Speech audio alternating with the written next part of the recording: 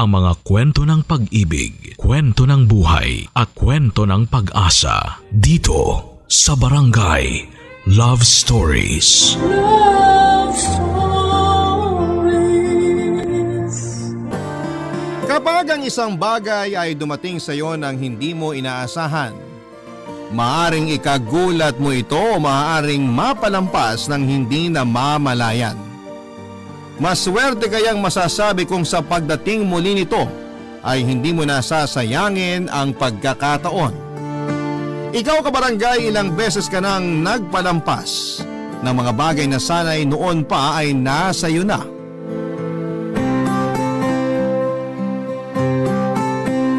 Dear Papa Dudut, magandang tanghali po sa inyo at sa inyong mga tagapakinig. Nais ko pong ikwento ang nangyari sa akin at sana po ay kapulutan po ito ng aral. Ako po si Samara, 27 taong gulang sa kasalukuyan. Sa ngayon po ay isang empleyado sa isang kumpanya na nasa Makati. Okay naman po ang buhay ko at hindi naman po ako kinakapos. At masasabi ko pong may sobra pa nga.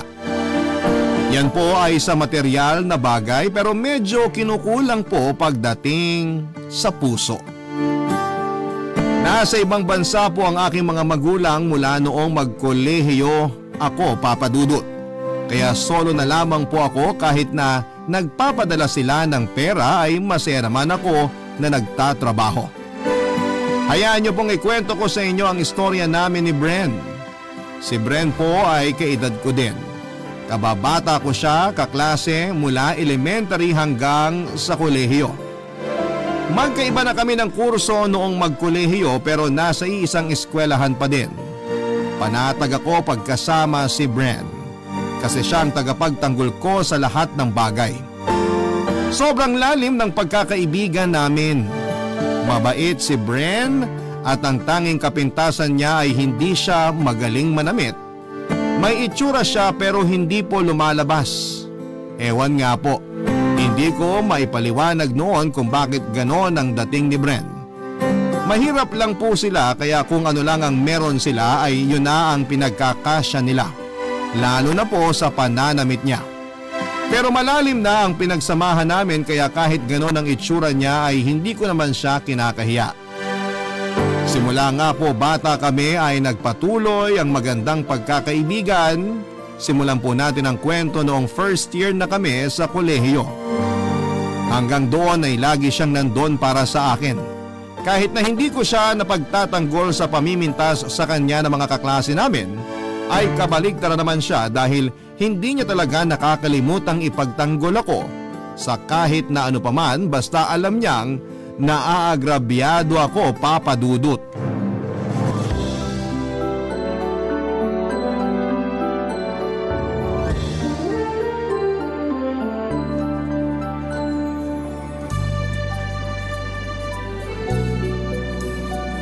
Okay ka lang? Ha? Oo, okay lang ako. Bakit mo naman natanong? Kasi kanina, nilait ka na naman ni George. Sus, may bago pa ba kay George? Hayaan mo na lang yun. Pasensya na at hindi kita napagtanggol. Ayos lang yun, ano ka ba? Bakit kasi hindi ka lumalaban? Wala namang mangyayari. Sayang lang oras. Eh bakit? Kapag ako naman ang inaaway, kahit malaki sila haharapin mo. Iba yun syempre. Babae ka eh. Ay, ikaw talaga. Oh, bakit ako? Wala. Tara na nga. Anong oras ka pala gagawa ng assignment natin? Nakakainis nga yan. Ilang araw na lang graduation na natin. Tapos may pa-assignment pa rin si Miss Mendez. Alam mo naman yun si ma'am. Kainis?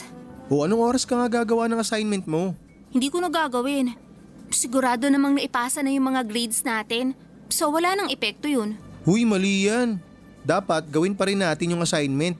Ikaw, gawin mo. Oo, gagawin ko talaga. Kaya ako pupunta sa inyo mamaya para ikaw rin. Gumawa ka. Aalis ako mamaya. Ha? Bakit? Saan ka pupunta?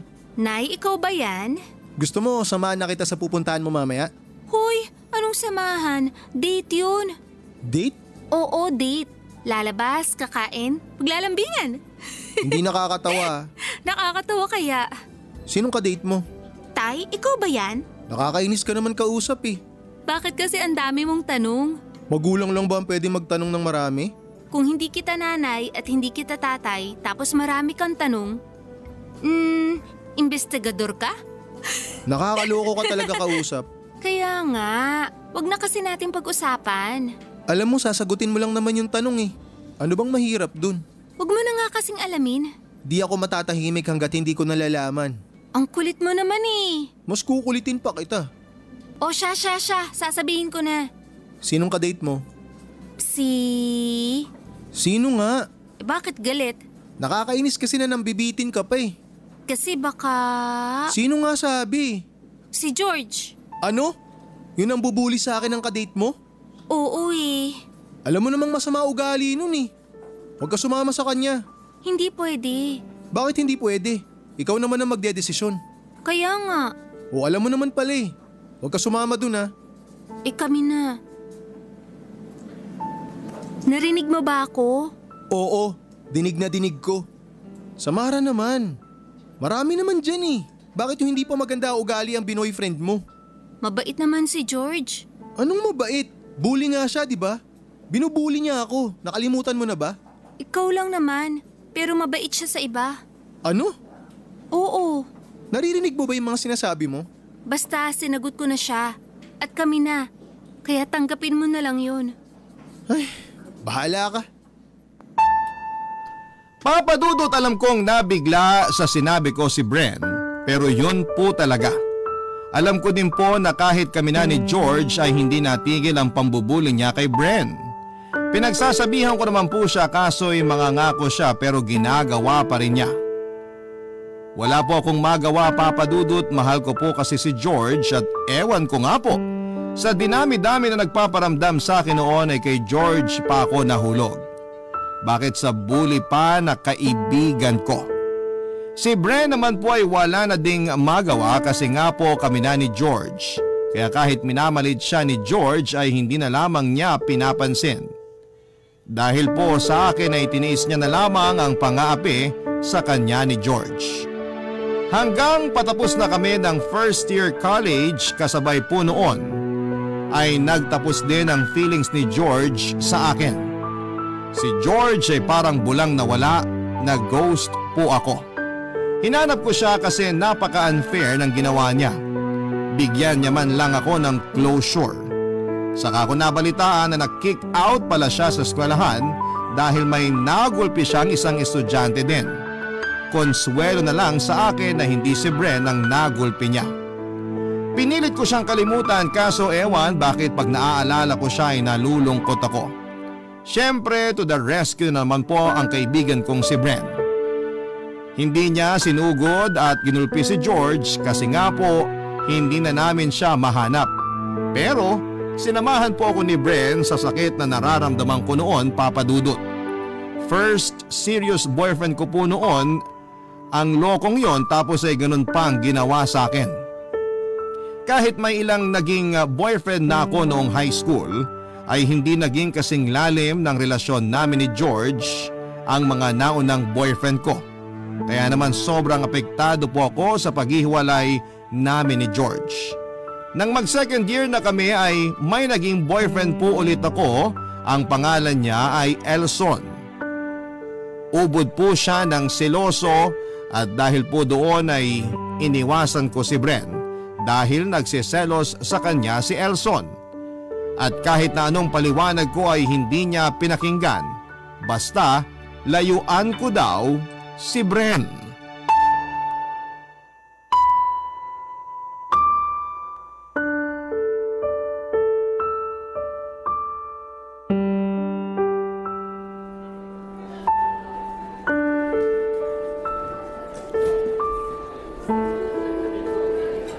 Samara! OMG! Guys, aalis na muna ako. Nandyan si Bren. Samara, sandali lang. Teka, hintayin mo ako. Uy, Samara, ano ba? Bakit ka ba tumatakbo? Manhid ka ba? Para makalayo sa'yo. Ha? Bakit kailangan mo lumayo sa akin? Hindi mo na tayo pwede mag-usap. Bakit? Anong ginawa ko? Basta. Pwede ba sabihin mo man lang kung bakit? Basta nga. Uy, Samara, hindi ko tatanggapin yung sagot mo na yan. Nagsiselo sa'yo si Elson. Ha? Bakit siya nagsiselo sa akin? Malay ko. Basta, wag mo na muna akong kausapin. Hanggang kailan naman? Hanggang sabihin ni Elson. Bakit si Elson ang magdedesisyon? Boyfriend ko siya. Kaibigan mo ako. Mismo. Ha? Anong mismo? Kaibigan lang kita at boyfriend ko siya. Lang? Kaibigan lang? Boyfriend ko siya. At pwedeng siya nang makakasama ko ng pangmatagalan. Paano ka naman nakakasiguro? Anong sinasabi mo dyan? Sigurado ko. Yan din ang sinabi mo sa naunang boyfriend mo eh. O nasa na siya ngayon? Yan ba ang pinagdadasal mo? Naiwan din ako ni Elson? Sinasabi ko lang naman yung pwedeng mangyari. Pinangungunahan mo ang mangyayari at ang pangit ang iniisip mong mangyari. Wala akong ibig sabihin dun, sinasabi ko lang. Dahil baka masaktan ka na naman. Hindi ako masasaktan. Ikaw lang ang nag-iisip na masasaktan ako. Kailan mo pa ba kilala yan si Elson? Hindi bilangan ng tagal ng pagkakakilala to. Relasyon namin to. Ha? Ang labo mo. Eh ikaw ang nagsabi na baka siya na ang makasama mo ng pangmatagalan. Oo, nararamdaman ko. Bakit? Sa tingin mo, gaano katagal mo siya makakasama? Sige, wag mong itigil yan. Yung tagal ba ng pagkakakilala nyo, sing tagal na ng pagkakaibigan natin? Wag mong kinukumpara ang bilang ng taon. Wag mong bilangin ang tagal. Feelings ko ang pinag-uusapan dito. O tapos pag nasaktan ka, sinong tatakbuhan mo? Ah, yun pala yun. Nanunumbat ka. Hindi ako nanunumbat, Samara. Pinapaalala ko lang na ako ang laging nandyan para sa'yo. Kilala mo ako. Sana kilalanin mo muna sila. Kung dinidiktahan ka nila kung sino ang dapat at hindi mo dapat kausapin, aba, mag-isip-isip ka na. Kung dapat ba na makasama mo yung mga ganong klaseng lalaki. Ganito na lang. Hindi na ako lalapit sa'yo kung may problema ako. Hindi yan ang ibig kong sabihin. Huwag mo naman pakitirin ang utak mo. Matalino ka naman, di ba? So, sinasabi mo, dahil sa mga desisyon ko ngayon, bobo na ako? Alam mo, kinontrol na yata ng boyfriend mo yung utak mo kaya ganyan ka na mag-isip. Totoo naman, yan ang gusto mong sabihin. Bobo ako at utu-uto. Samara, tumigil ka na nga sa kagaganyan mo. Tama nga si Elson. Dapat na nga kitang layuan. Ano? Huy, naririnig mo ba yung mga sinasabi mo? Ito na ang huli nating pag-uusap ha. Ano pinagsasabi mo? Hindi na to pakiusap. Pinagsasabihan na kita. Samara naman, ano ba? Huwag mo na akong lalapitan kasama ko man si Elson o kahit ako lang mag-isa. Halika na nga, umuwi na tayo. Ikaw pala ang bobo eh. Sinasabihan ka na hindi mo pa naiintindihan. Umuwi na tayo at magpalamig ka ng ulo mo sa bahay nyo. Kaya kong umuwi. Huwag mo na akong lalapitan. Diyan ka na. Samara, sandali! Samara! Papadudot, sobrang galit ako noon kay Bren. Inisip ko noon na ganun pala ang tingin niya sa akin at hindi ko naisip na maganda ang pakay ni Bren sa pagsasabi ng katotohanan. Dahil sa pagmamahal ko kay Elson ay binaliwala ko ang lahat ng yon. Ayokong sabihin na nagdilang anghel si Bren pero gaya noong mga nauna ay hiniwalayan din ako ni Elson. Matapos kong itakwil ang kaibigan ko para sa kanya ay ganon ang gagawin niya. Sobrang lungkot ko at hindi ko alam ang gagawin ko nang iwan ako ni Elson. Pero gaya ng dati nandun na naman si Bren, ang tibay ni Bren kahit masasakit na ang mga sinabi ko dati ay hindi pa din siya naggalit sa akin. Noong puntahan niya ako ay hiyang-hiya ako. Gusto kong humingi ng tawad pero inunahan na ako ni Bren nang pag-usapan na lang namin ang gusto ko. Tinanong niya ako kung pag-uusapan pa ba namin si Elson o tutulungan na lamang niya akong mag-move on. Ang sabi ko ay gusto kong makapag-move on at agad-agad pero sabi ko ay last na. Hayaan niya muna akong ilabas sandali ang galit ko kay Elson. Pinayagan naman niya ako. Ayon, puro masasakit na salita ang sinabi ko at halos sumpain ko na nga si Elson noon. Tapos nung tumatawa na kaming dalawa, papadudot, mabuti na lang at nandun si Bren, napakaswerte ko sa kaibigan. Effective naman ang pag-uusap namin ni Bren kasi madali ako nakapag-move on. Kaya ayon, noong pag-graduate na kami sa college ay may nakilala na naman ako. Ewan kung anong nakikita nila kay Bren at nagsiselos sila. Kahit na anong paliwanag ko na kaibigan ko lamang si Bren ay ayaw nilang pakinggan. Nang minsang kinausap ko si Bren, sa pagkakataon na yon ay pinakiusapan ko na lamang siya na huwag muna kaming magkita o mag-usap. Aayusin ko lang ang lahat para walang problema. Kaso habang kausap ko siya ay biglang dumating ang boyfriend ko. At nakita niya mismo kami na nag-uusap ni Bren. Bagay na hindi ko alam ang gagawin at kung papaano ipapaliwanag ang lahat, Papa Dudut, dahil siguradong magseselos siya. Barangay Love Stories. Barangay Love Stories. Nakita ni Milton na magkausap kami ni Bren. Nagulat ako sa ginawa ni Milton. Itinulak niya si Bren na halos mabuwal at saka pinagbantaan na huwag akong kakausapin dahil masasaktan niya daw ito. Hindi ako nakapagsalita at tinignan ko na lamang si Bren. Alam niya ang ibig sabihin ng tingin ko at nakikiusap ako na lumayo na muna siya na ginawa naman niya. Pinakalma ko si Milton gaya ni Elson ay hindi din ito nakikinig sa paliwanag ko. Nag-isip na ako noon na baka maging pareho sila ng ending at mauwi lang sa wala. Pero ewan. Mahal ko na naman kasi kaya itinapon ko yung ideya na baka nga gawin din niya ang ginawa ni Elson. Pero nagtagal pa kami at hindi ko nararamdaman ang parehong nararamdaman ko kay Elson noon. Kaya inisip ko na iba si Milton. Pero isang araw ay nagmensahe sa akin si Bren na gusto raw niya akong makausap. Siyempre takot ako, Papa Dudut, kasi baka malaman ni Milton na kinausap ko si Bren. Pero makulit si Bren, Papa Dudut. Kaya sinabi ko na ako na lang ang pupunta sa bahay nila para doon kami mag-usap, Papa Dudut.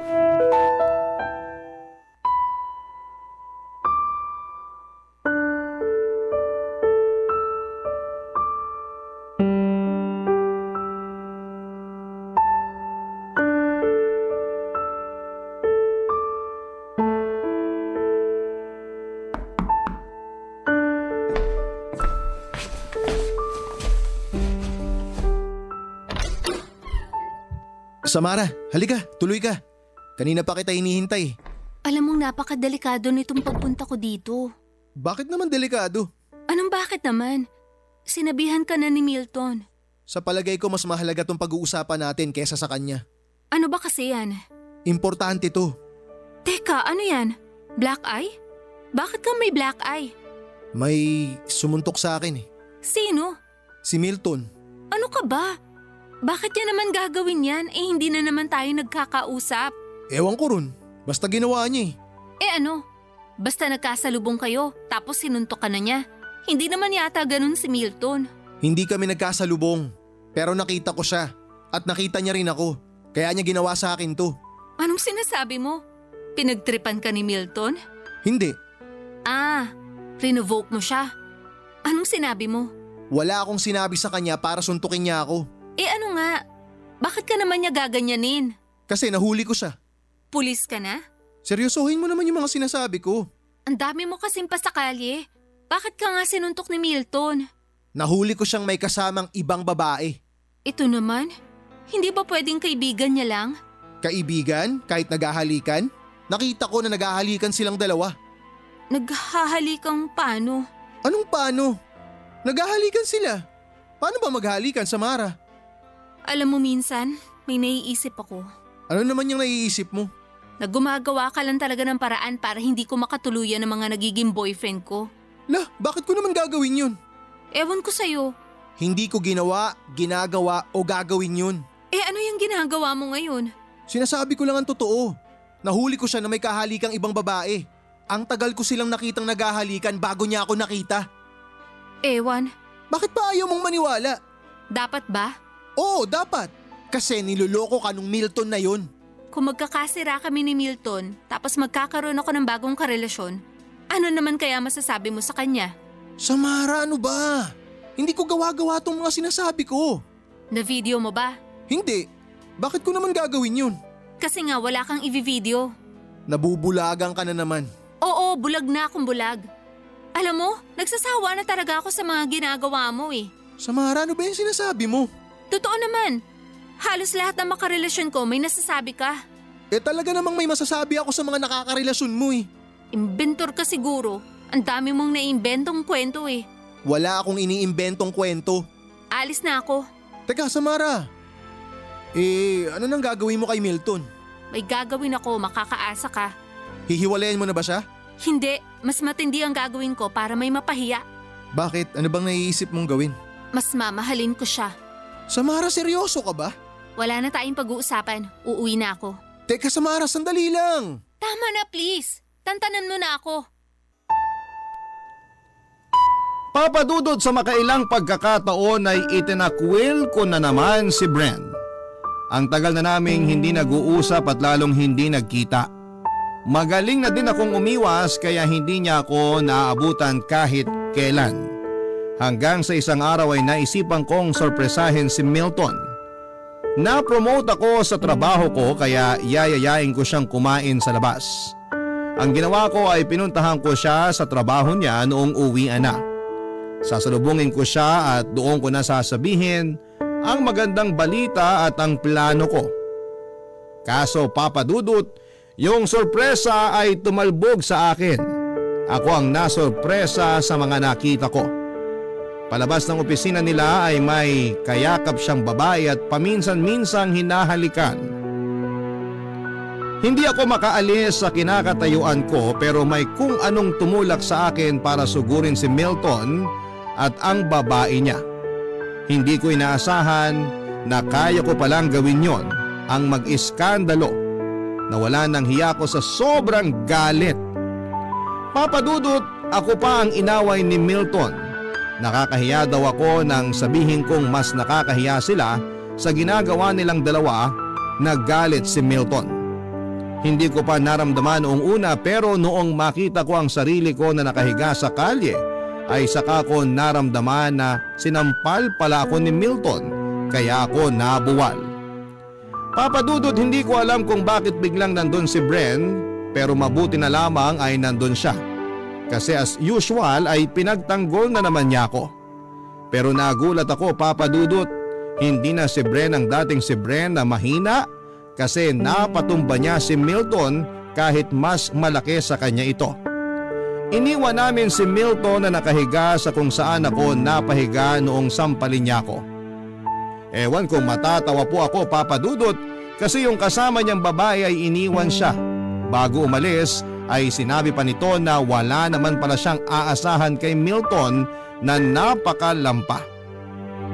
Ang sakit siguro noon para kay Milton kaya parang nawala yung sakit ng sampal noong makita kong iniwan siya.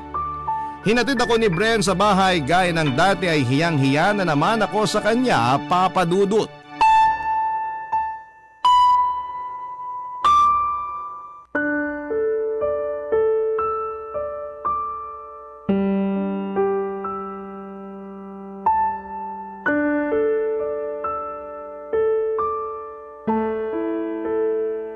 O teka, maupo ka muna.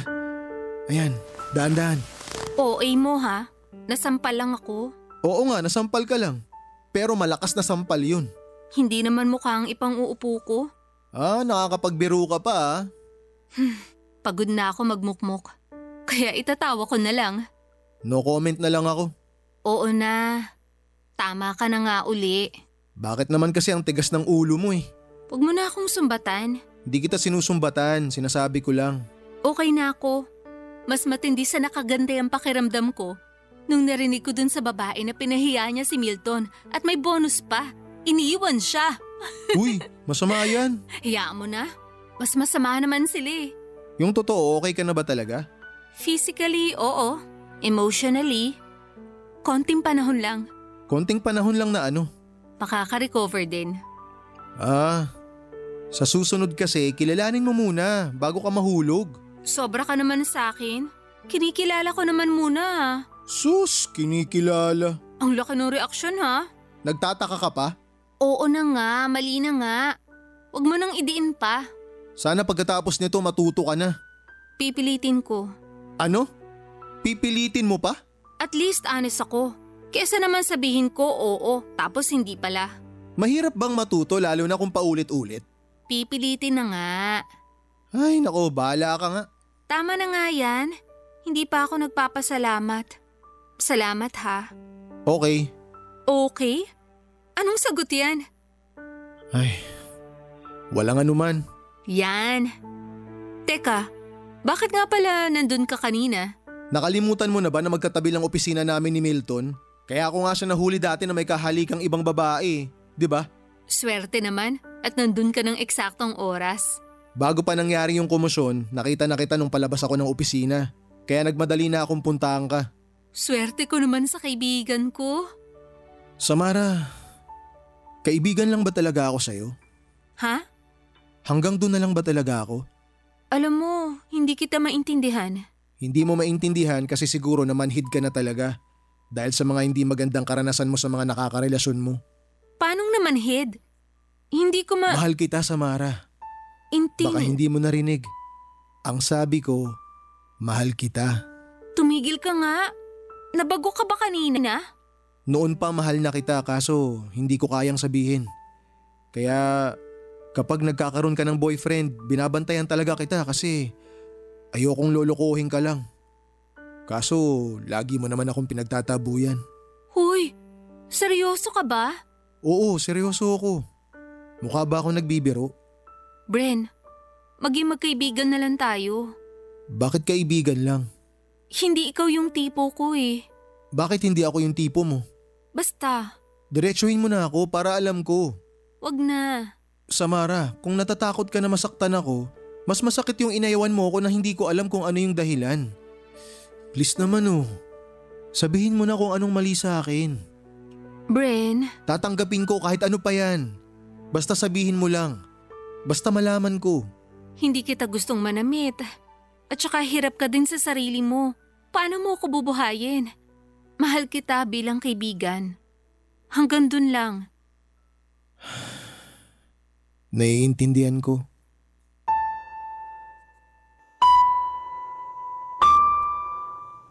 Papadudot ang bigat sa akin noong mga sinabi ko kay Bren. Kaso'y mapilit siya.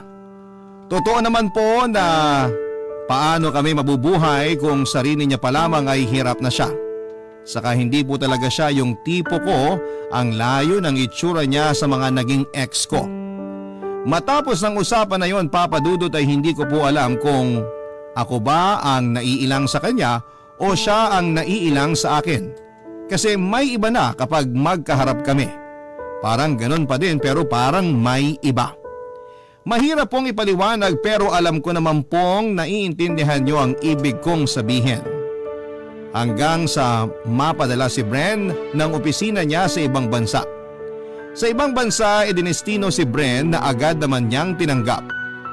Ewan ko na dahil ba para hindi na niya ako makita o dahil gusto niya talaga ang paglilipat sa kanya. Pero anuman pong dahilan ay masaya po ako para kay Bren.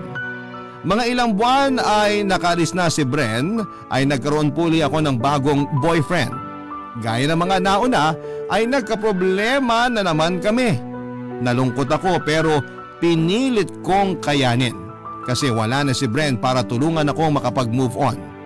Kahit minsan ay nakakapagkumustahan kami sa social media ay hindi ko kinikwento sa kanya ang nangyari sa akin. Kahit na hindi madalas ay si Bren pa din ang palaging nangungumusta. At sa bawat pangungumusta ay wala akong kinikwento tungkol sa ilang relasyon na pare-parehong hindi nag-workout, Papa Dudut.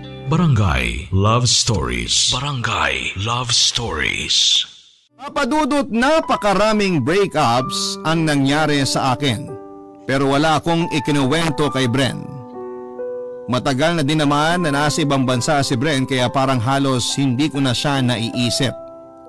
Ganon pa man ay kahit na isang beses kada 2 hanggang 3 buwan ay nangungumusta pa rin naman si Bren.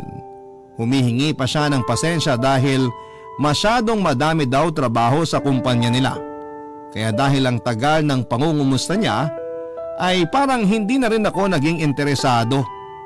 Hindi ko na alam kung kumusta na siya, kung ano na ang buhay niya. Kasi hindi ko na din naman binabasa mga mensahe niya. Sa totoo lang ay nakahide na siya sa social media ko. May bago na namang nanliligaw sa akin pero ewan kung napagod na ba ako o hindi pa ako handa. Sinabi ko na lamang sa sarili ko na siguro ay darating din yung tamang lalaki para sa akin. Hindi ko siya hahanapin. Hihintayin ko ang tadhana ang maglapit sa amin. Hanggang isang araw habang naglalakad ako pauwi galing sa opisina ay may tumawag sa akin. Hindi ko siya kilala pero pamilyar ang boses niya.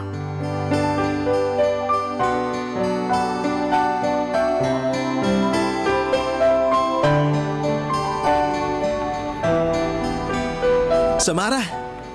Yes? Samara! Ako nga. Alam ko ngang ikaw yan. May kailangan ka ba? Nagbibiro ka ba? Sino ka ba? Grabe ka naman. Nagbago ba mukha ako? Ilang taon pa lang naman nung huli tayo magkita. Bren? Ako nga. OMG! Sorry, hindi kita nakilala. Uy, sobra ka sa akin ha. Totoo, hindi talaga kita nakilala. Nag-ibang itsura mo. Nag-iba? Pumangit ba ako? Kabaliktaran. So, gumwapo ako? Oo. Pangit pala talaga ako dati. Hindi naman. Gwapo ka naman. Kaso ewan, dahil sa pananamit mo kaya parang hindi lumalabas yung itsura mo. Siguro nga.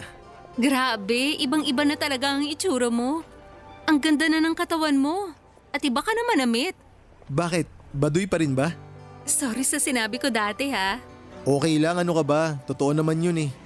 Marami kasi akong iniisip dati kaya hindi ko na nagawang pumorma. Ay teka, hindi pala pumorma. Hindi ko na naisip na mag-ayos ng sarili. Tsaka anong iaayos ko dati? Wala rin naman akong extrang perang pambili ng mga damit. Kumusta ka na? Eto, okay naman. Kailan ka pa nandito sa Pilipinas? Nung isang araw lang. Bakit hindi ka nagsabi na uuwi ka pala? Nagsabi ako kaso parang hindi mo ata binabasa yung mga message ko sa'yo eh. Sorry. Madami kasi nagme-message. Kaya madami din ang natatabunan na mensahe. Okay lang, ganun talaga. Sorry. Okay lang yun, ano ka ba? Teka, bakit ka nandito? Nagpunta talaga ako rito. Bakit? Nagbaka sakali ako na dyan ka pa rin nagtatrabaho. Teka, ibig mong sabihin ako talagang pinunta mo dito? Oo. Bakit? Anong bakit? Siyempre, pupuntahan kita. Salamat ha. Salamat saan? Hindi ka pa rin nakakalimot. Mahaba at malalim ang pinagsamahan natin kaya hindi basta-basta may tatapon yun. Oo nga. Tara, treat kita. Kain tayo. Ha? Anong ha? Tara na. Sige, saan tayo? Diyan na lang sa malapit, yung magandang restaurant dyan. Ah, yung bagong tayo. Sige. Teka, kunin ko lang yung kotse ko sandali. May kotse ka? Wag na tayo magkotse. Malapit lang naman. Ah, okay. Lalakad tayo? Sure ka? Oo naman. Tara. Sige, tara.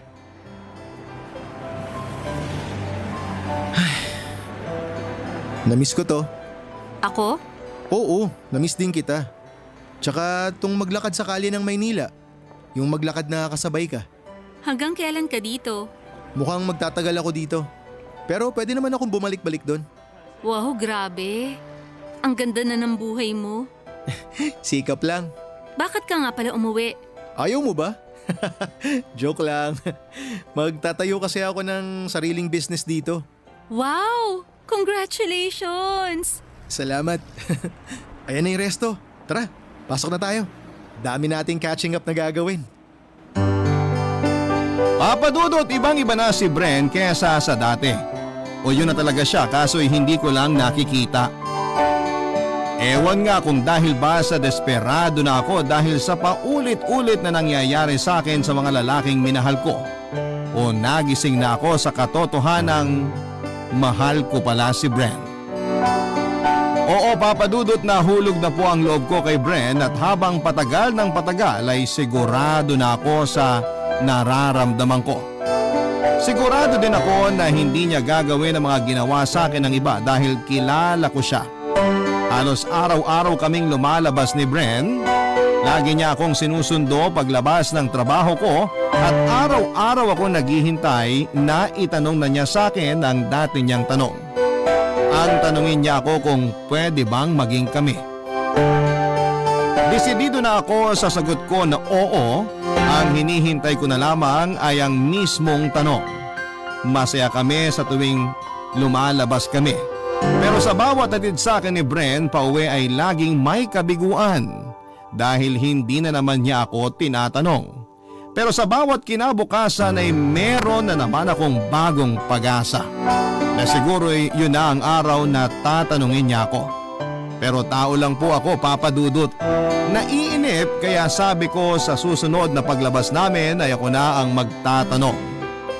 Hindi ko alam kung paano pero ako na ang magsisimulang magparamdam, Papa Dudut.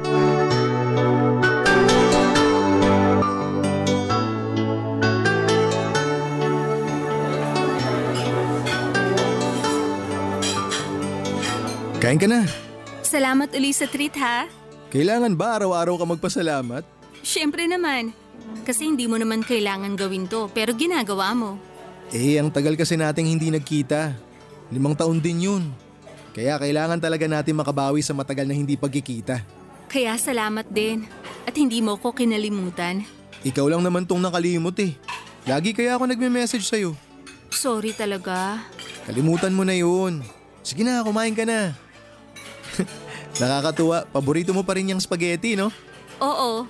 Dati pag kumakain tayo dun sa kantin na malapit sa eskwelahan, hindi nawawala yung spaghetti sa order mo eh. Bukod kasi sa favorite kong spaghetti, masarap pa ang pagkakaluto nila doon. Kaso sarado na yung kantin na yun eh. Kaya kahit anong spaghetti, okay na sa akin. Hindi ka pa rin nagbabago. Nagbago na. Parang wala naman nagbago sa'yo. Paborito mo pa rin yung spaghetti. Maganda ka pa rin. Ay teka, oo nga, meron ngang nagbago. Ano? Mas lalo kang gumanda. Ikaw din, maraming nagbago. At isa doon yung pagiging bolero. Uy, totoo yung sinasabi ko. Hindi nga, lalo kang ang gumanda. May iba pang nagbago sa akin. May iba pa? Ano? Lalo kang pumuti? Hindi yun. Ano nga? Mamaya na. Ipon muna ako ng lakas ng loob. Ha? Bakit kailangan mag-ipon ng lakas ng loob? Basta, kain na tayo. Ay, oo, tara na. Lalamig yung mga pagkain. Kumusta ka naman ngayong araw? Ikaw talaga? Kanina sabi mo paulit-ulit ako na araw-araw pasalamat ako ng pasalamat. Tapos ikaw, halos lagi mong tinatanong kung kumusta na ako. Ang masasabi ko dyan, kasi di ba iba-iba ang nangyayari sa atin bawat araw. Oo nga.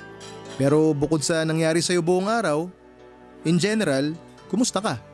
Anong ibig mong sabihin? Dati kasi tuwing magkikita tayo, lagi mong kinukwento agad yung boyfriend mo. Yun ba? Wala. Anong wala? Oo, wala akong boyfriend ngayon. Ha? Bakit? Choice. Ilang buwan na. May mabait kasi na taong nagsabi sa akin dati na wag na masyado magtiwala kung hindi naman sigurado. Kasi may sigurado naman. Kaya doon na lang ako dapat magbuhos ng oras. Masaya ako sa desisyon mo. Bren, Ano yun? pasensya ka na sa mga nasabi ko sa'yo dati ha. Ano ka ba? 5 taon na yun. Tsaka ikaw pa ba? Alam mo namang hindi ako magagalit sa'yo. Alam ko, kaya nga hiyang-hiya ako at nagsisisi na. Kalimutan mo na yun. Ang mahalaga, okay ka na. Bren, Oh, mahal kita. mahal din kita. Alam mo naman yun. Hindi bilang kaibigan, mas higit pa. Sorry, hindi kita maintindihan. Nung magtapat ka sa akin, itinaboy kita at nasabihan ng hindi maganda. Narealize ko na mali ako. Handa na ako. Mahal na kita. Pero Samara, May problema ba? Samara, magpapakasal na ako. Ano? Ano yan? Bigla mo na lang naisip ngayon dahil sa sinabi ko? Hindi, nakaplano na talaga yung kasal ko. Kaya nga ako umuwi ngayon eh.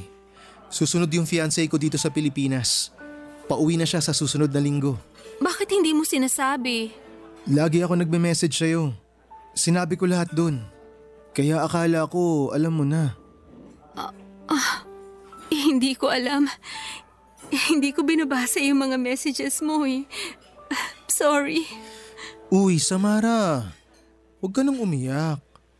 Tandaan mo, kahit may pamilya na ako, hindi pa rin magbabago para sa akin na ikaw si Samara. Ang kababata at best friend ko.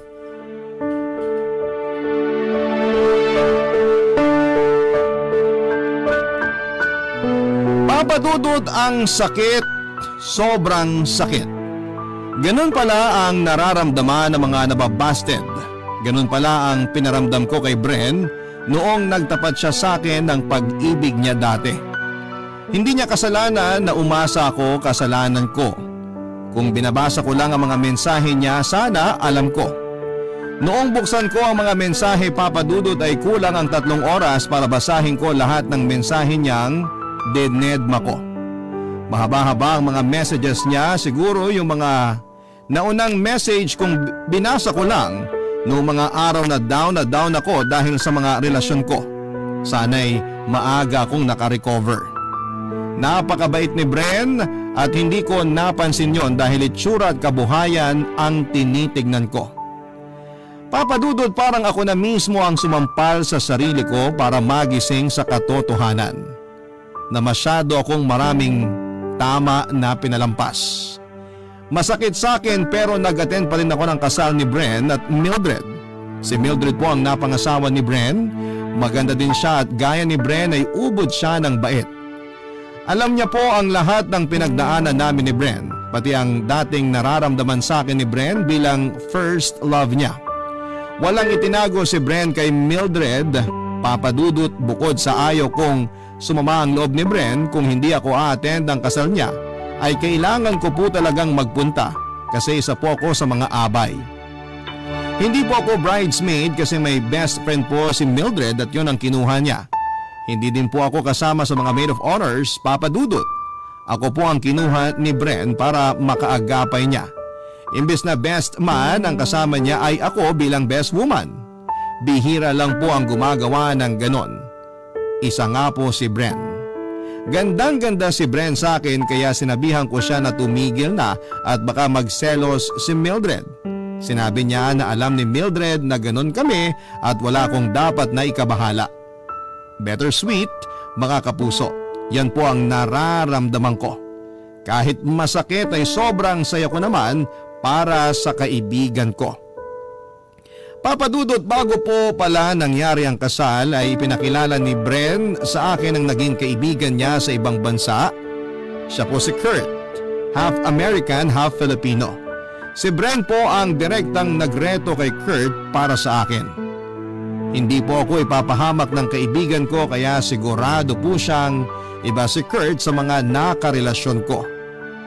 Papa Dudut, sobrang gwapo ni Kurt pero dahil po sa aral ng panahon ay hindi na ako sa itsura tumitingin kundi sa ugali. Para siyang si Bren pero hindi ko po sila kinukumpara. Tanggap ko po kung ano at sino si Kurt. 5 buwan na kaming nagde-date at hindi na po ako maiinip na tanungin kung pwede ba niya akong maging girlfriend. Hihintayin ko na lang po kung kailan siya handa at noong 1 buwan ay nangyari na po yon. Papa Dudut, mahaba pa ang lakbay kaya ayaw kong sabihing happy ending din ang kwentong pag-ibig ko. Pero ang importante ay happy ako ngayon kay Kurt at happy ako dahil sobrang happy ng best friend kong si Bren. Maraming salamat po Papa Dudut sa pagbibigay ng daan sa aking kwento. Mabuhay po ang Barangay Love Stories at ang Barangay LS 97.1. Ang inyong forever kapuso at kabarangay, Samara. Nagustuhan ng iyong napakinggan? Ituloy yan via live stream sa www.gmanetwork.com/radio. Barangay LS 97.1 Forever!